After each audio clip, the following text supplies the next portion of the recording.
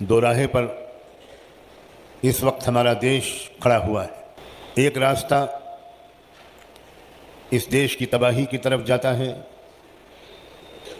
नफ़रतों की आग हमारे देश को तबाह कर सकती है। धर्म की बुनियाद पर, ज़ात पात की बुनियाद पर, भाषा की बुनियाद पर, इलाके की बुनियाद पर देश टुकड़े टुकड़े हो सकता है। हर एतबार से देश की तरक्की रुक सकती है। देश विदेशी ताकतों का फिर से गुलाम बन सकता है। और दूसरा रास्ता इस देश की मजबूती की तरफ, इसकी एकता और अखंडता को मजबूत करने की तरफ, इसमें भाईचारे और अमन और इंसाफ के माहौल को मजबूत करने की तरफ, इस देश में रहने वाले 6000 से ज़्यादा मुख्तलिफ़ समाजों के लोगों के दरमियान आपस में भरोसे और विश्वास के बढ़ने की तरफ एक रास्ता जाता है। एक रास्ता दिन ब दिन इस देश को लड़कियों और महिलाओं के लिए इंतहाई ख़तरनाक बनाता जा रहा है। एक बच्ची जब कॉलेज जाती है तो माँ बाप, ख़ास तौर पर माँ का दिल लरसता रहता है कि पता नहीं शाम को वो बच्ची सही सालिम वापस आएगी कि नहीं। हर तरफ भेड़िए घूम रहे हैं। जो छोटी बुद्धि के लोग हैं, छोटी अक्ल के लोग हैं, छोटी समझ के लोग हैं, छोटे दिल के लोग हैं, जिनके दिलों में तंगी है, जो नफ़रत के सिवा और कोई ज़ुबान नहीं जानते, जो जोड़ने वाले लोग नहीं हैं, तोड़ने वाले लोग हैं, जिन्होंने हज़ारों साल से इस देश के मूल निवासियों को, इस देश के असली बाशिंदों को, इस देश के आदिवासियों को और इस देश के असली बाशिंदों को, द्रविडियन नस्ल के लोगों को अपना गुलाम बना रखा था। जानवरों से ज़्यादा बुरा सलूक इस देश में उन कौमों के साथ किया जाता है, किया जाता रहा है हज़ारों साल से, जिनको कोई शूद्र कहता है, कोई दलित कहता है, कोई आदिवासी कहता है, कोई अल्पसंख्यक कहता है। न जाने किन किन नामों से इस देश के असली बाशिंदों को, इस देश से सच्ची मोहब्बत करने वालों को, इस देश से मोहब्बत करने वालों को किन किन नामों से याद किया जा रहा है। नफ़रत फैलाने वाली फिल्में बनाई जा रही हैं, नफ़रत का प्रचार किया जा रहा है, नफ़रत का बाज़ार गर्म किया जा रहा है। रोज़ किसी लड़की, किसी डॉक्टर, उसको रेप किया गया और फिर गला घोट कर या गला रेत कर मौत के घाट उतार दिया गया। और उसमें भी देश का मीडिया, देश के राजनीतिक हलके ये फ़र्क करते हैं कि जब बंगाल में एक हिंदू डॉक्टर के रेप किया जाता है और उसको कत्ल किया जाता है, उस पर पूरे देश में हंगामा होता है। मीडिया कई दिन तक उसी को इशू बनाए रखता है। लेकिन जब उत्तराखंड में एक नर्स जिसका नाम तस्नीम था और जो मुसलमान थी, उसको रेप किया जाता है और उसको भी मौत के घाट उतार दिया जाता है, तो पड़ोस वालों को भी खबर नहीं होती। अब इस दरिंदगी और जानवरपने तक, इस हैवानियत तक, इंसानियत की इस पस्ती तक हमारा देश पहुंच चुका है। मैं इस मौके पर पूरे मुल्क में जाने की कोशिश कर रहा हूं कई साल से। एक एक स्टेट में जा रहा हूं सख्त बीमारियों के बावजूद, और मैं एक बात देख रहा हूं कि ज़मीनी सच्चाई इस देश की कुछ और है। इस देश के रहने वाले आम नागरिक मोहब्बत और भाईचारे के साथ जीना चाहते हैं, एक दूसरे के दुख सुख में शरीक होना चाहते हैं। ये देश मोहब्बत का गहवारा रहा है, ये देश रूहानियत का मरकज़ है, ये देश बाबा गुरु नानक का देश है, ये देश महात्मा गौतम बुद्धा का देश है, ये देश हज़रत ख्वाजा मोइनुद्दीन चिश्ती का देश है, ये देश सुल्तानुल औलिया हज़रत ख्वाजा सुल्तान निज़ामुद्दीन रहमतुल्लाह अलैह का देश है। ये देश जब आपस में इसमें एकता थी, जब मोहब्बत थी, जब रूहानियत थी, जब आध्यात्मिकता थी, जब आपस में भाईचारा था, तो ये देश सोने की चिड़िया बन गया। और इस चिड़िया को लूटने के लिए अंग्रेज़ समंदर पार से आए और उन्होंने आकर यहाँ पर आपस में नफ़रत के बीज बोए और अपने शागिर्द तैयार किए। कलकत्ता में फोर्ट विलियम कॉलेज खोला पहला, उसमें जो किताबें हिस्ट्री की लिखी गई उसमें झूठी झूठी बातें लिखियाँ फैलाई गईं। और जब वो शागिर्द तैयार हो गए, कुछ लोग यहाँ मनुवादी व्यवस्था वाले, ब्राह्मणी जहनियत वाले ऐसे शागिर्द तैयार हो गए जो इस देश को नफ़रत की बुनियाद पर आपस में तोड़ने का फ़न सीख चुके थे। तो उन अंग्रेज़ों ने ये ज़रूरी नहीं समझा कि वो यहाँ की गर्मी और यहाँ के मक्खी और मच्छर बर्दाश्त करते रहें।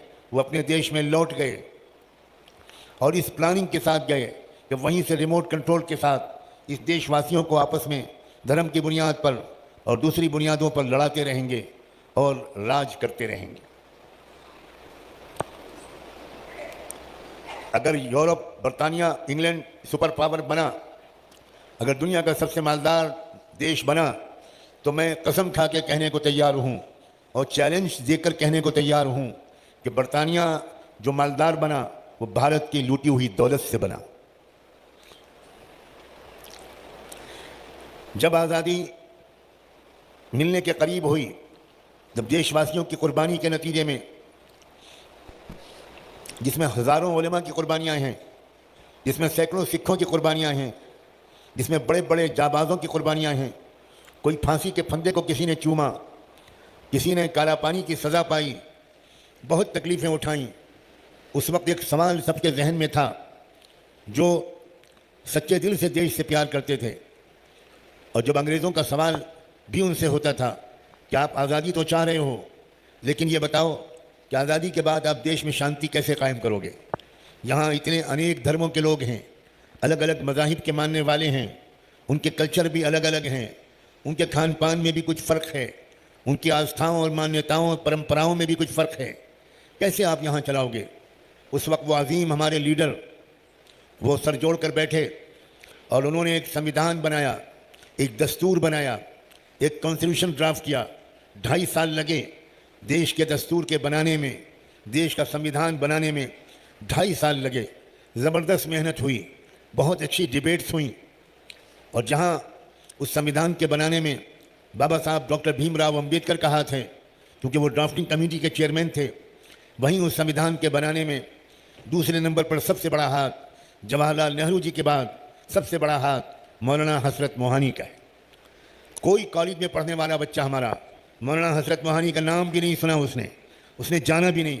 और मुझे शिकायत है अपनी कौम के पढ़े लिखे लोगों से कि वो हिस्ट्री की किताबों को, उन हिस्ट्री की किताबों को पढ़ते हैं जिसमें झूठी हिस्ट्री लिखी हुई है।